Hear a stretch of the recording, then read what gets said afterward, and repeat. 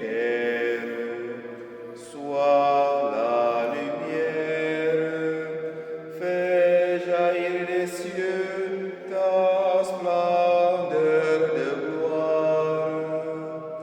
Viens, Esprit de sainteté, viens, Esprit de lumière, viens, Esprit de feu, viens nous embraser. Chers frères et sœurs, loué soit Jésus-Christ. À jamais. Aujourd'hui, dimanche de Pentecôte, où nous voyons que s'accomplit la promesse du Père d'envoyer l'Esprit.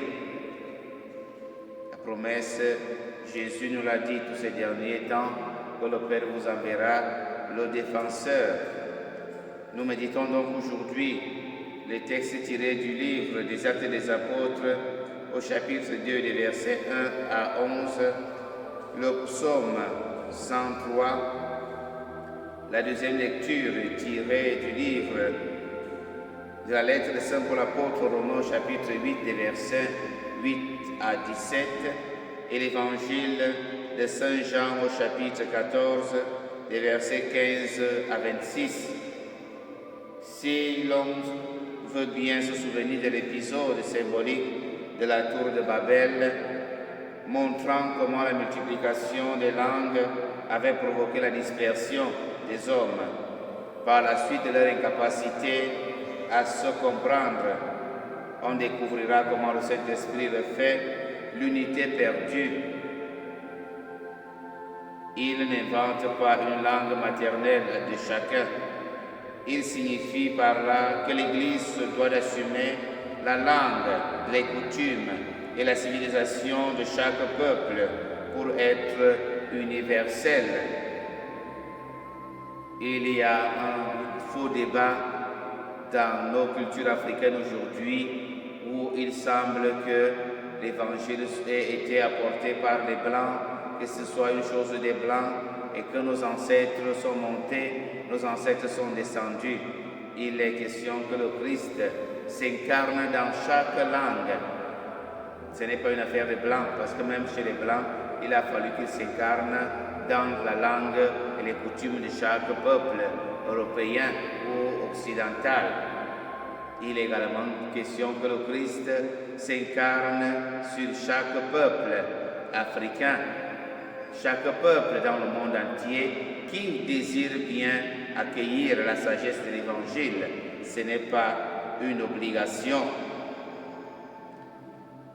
Dans la deuxième lecture tirée de la lettre de Saint Paul apôtre aux Romains, nous trouvons dans cette lettre où Paul décrit la condition de l'homme abandonné à lui-même sans le Christ.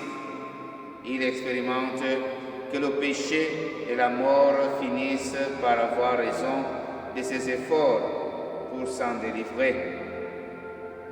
Dans cette situation, la loi juive ou celle de la conscience sont impuissantes à le libérer. Elles lui font au contraire sentir plus durement son esclavage. Qui peut alors nous libérer, s'interroge Paul.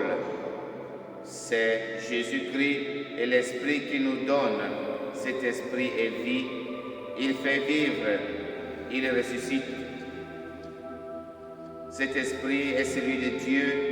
Aussi, la vie qu'il nous donne est-elle celle des enfants de Dieu. Nous sommes appelés à vivre de l'Esprit. Et dans l'Évangile, l'Esprit est appelé ici le défenseur, parce qu'il joue le rôle d'avocat de la défense. Le protecteur de l'accusé, Jean présente en effet son Évangile comme un procès intenté à Jésus. Les hommes défilent devant la barre des témoins et sont amenés à prendre position pour ou contre lui. Depuis Jean-Baptiste, Nicodème la Samaritaine, l'aveugle-né, les Juifs, Pilate et autres, les disciples. Mais ce procès n'est pas achevé et dans l'histoire résonne toujours cette question. Toi, que dis-tu que je suis? Demandons au Seigneur de nous envoyer de son esprit de manière abondante pour que nos vies soient renouvelées et que la terre soit renouvelée. Noma sese mvamo asindono sese man convenanti.